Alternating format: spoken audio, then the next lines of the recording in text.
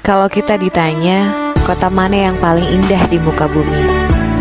Mungkin yang terbayang adalah mewahnya London, bergengsinya New York, klasiknya Roma, atau majunya Dubai. Tapi Madinah itu spesial. Madinah adalah keindahan yang bersahaja. Sejak dulu sudah ada kota-kota megah. Ada Konstantinopel, ada Alexandria. Tapi Rasulullah mendidik para sahabatnya untuk tidak silau dengan dunia. Dunia dalam genggaman, tapi akhirat yang ada di hati.